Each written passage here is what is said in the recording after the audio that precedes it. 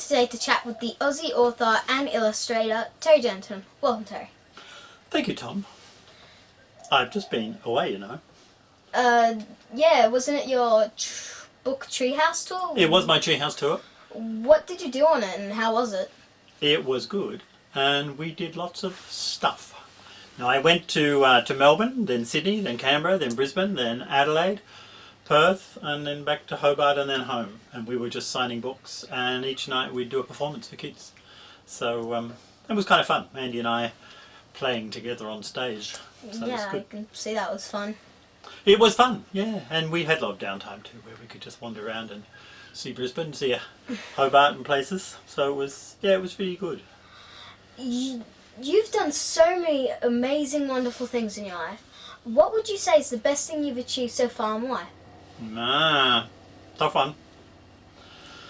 Look, I've done a lot of books and things, which I'm proud of, and paintings and stuff, but I think probably, and maybe a lot of parents are like this, the best thing is I have 3 children, and it's the children, I suppose, that are the key thing. I adore my children, and they're all grown up now and probably about to have children themselves, but I think that is probably the thing.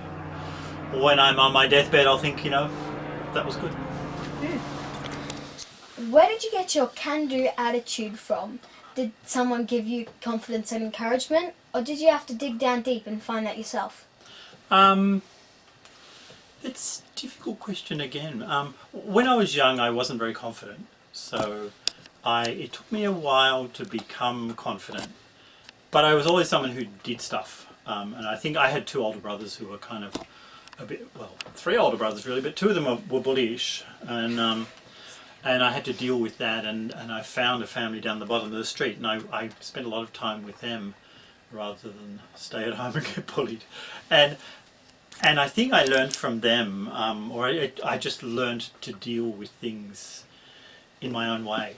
And when I studied architecture, which is what I did at uni, I learned then to be really, I was with a lot of people who were they would just do stuff, they would just organise themselves and do stuff. And I guess I just learned to organise myself. And I've been illustrating for about 30 years. And I have no trouble with doing that because I have deadlines. Like with the latest Treehouse book, had to be finished by 1st of May. So I got 2 choices, get it done or not get it done. Hey? As it says in the end. Yes, as it says in the end, and it's exactly like that. Our work is constantly working to deadlines. So I had a lot of... I eventually learned how to do it. What challenges did you face in primary school and how did you overcome them? Well, there was a bit of bullying from my brothers, and actually I went from one primary school to a kind of a senior school, a grade 5, 6, 7, 8 school, and I found that difficult because I left a whole lot of friends behind. And when you leave friends behind, you have to make new friends, and I found that a little difficult for about the first year.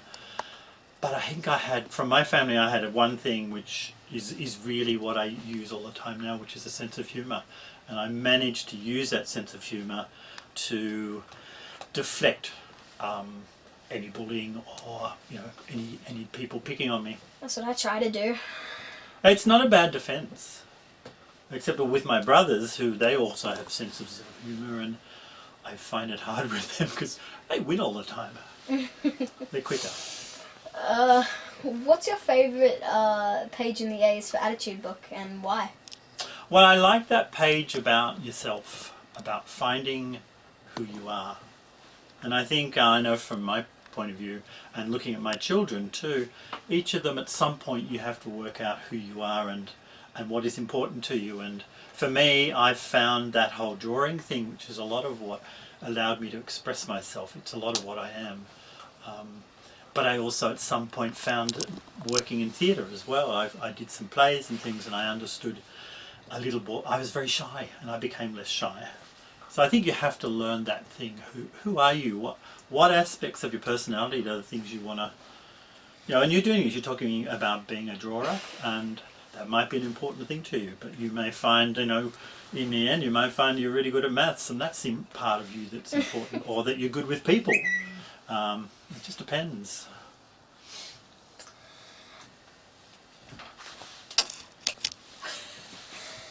Some people would love to follow in your footsteps. Others might need some encouragement following their own dreams. What's your piece of advice to the children watching this video? About following their own dreams, about finding, well, I think it's that thing, you've got to find the thing that you love doing. And I think that, for me, that was a really important thing. I found the drawing thing, and while I wasn't very good at it, it was something that if I spent time would get better. And there's no easy answers to these things. You may look at my children. One of them was very artistic, but that's not what she ended up doing. She found that she actually liked maths and science and ended up doing medicine. And my son, who was really good at maths and science, he found that actually what he really liked was history. And so he went in that direction. And I think you just got to find that thing that you love and bang away at it. Some people are really lucky. They find that really quickly. But if you ask my wife, she says, well, I like to do that and I like to do that, and I've never found what I really like to do, which is also good. Choices. Hey? I only really have like one thing that I like to do, two. And what are they? Drawing and singing. Oh, okay.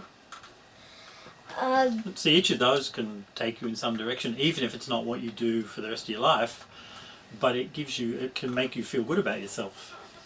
You've got a great voice. It's one thing I can't do. Thanks so much for talking to me today. And out of curiosity, what are you working on now? What I'm working on now, you might be pleased to know, is the 91 Story Treehouse. Andy has started the words, and we've met together and started to build it. Yeah, well, it takes a year to do them. So, and it takes you, what did you do? 1 day to read it. It's annoying. It actually wasn't 1 day, it was like 2 weeks. Oh, okay. I didn't read it every day. You enjoyed it?